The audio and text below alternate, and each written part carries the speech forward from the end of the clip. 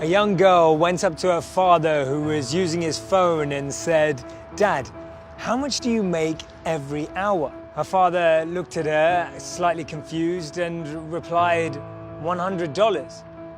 She looked back at him and said, "Dad, can I get $50? He looked even more confused and hesitatingly reaching to his pocket and handed her $50. She then reached into her back pocket, took out another $50 and said, "Dad, here is $100.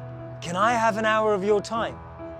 Reality is that we now spend more time on our phones than we do with our loved ones. By the time you finish watching this video, there will have been over 8 million YouTube views, over $610,000 in sales for Amazon, and over 2.9 million swipes on Tinder. We've evolved so that our digital phones have become our physical homes. We walk with them, talk to them, eat and sleep with them. Has FaceTime made us forget to spend time face to face? Do we hide our emotions behind emojis? Do we feel that calls would reveal too much? Do we prefer text instead of a one-to-one connect? Is it wrong that our Instagram feeds are more like highlight reels and not how we really feel? We started by blaming the teenagers and now every one of us is a screenager. Sherry Turkle says we now expect more from technology and less from each other. We're never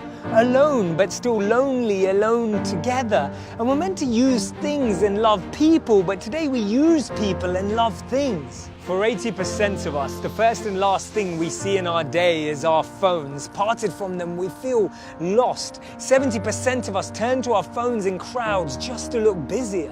We need to prioritize what matters to us. Let's not have our minds full of notifications and emails, but let's be mindful to noticing others' emotions. We're always charging our batteries and updating our software, but what about recharging ourselves and upgrading our soft skills? When was the last time you logged out, switched off, took a digital detox? Sometimes we need to unplug, disconnect so that we can reconnect and use technology purposefully. We've confused technology and time. We use tech to text someone next to us, but we need to be using it for those who are far away and use time for the people that are actually close. The problem is not technology, it's the way we use it, or right now at least the way it uses us. Be careful about what's on your news feed because that's what you're feeding your mind. Cheat on your phone with a book. I promise you it won't be a mistake.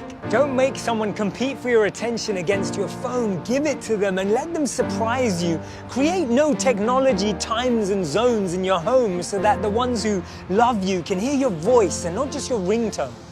Your phone has already replaced your camera, your calendar, and your alarm clock. Don't let it replace the people who matter.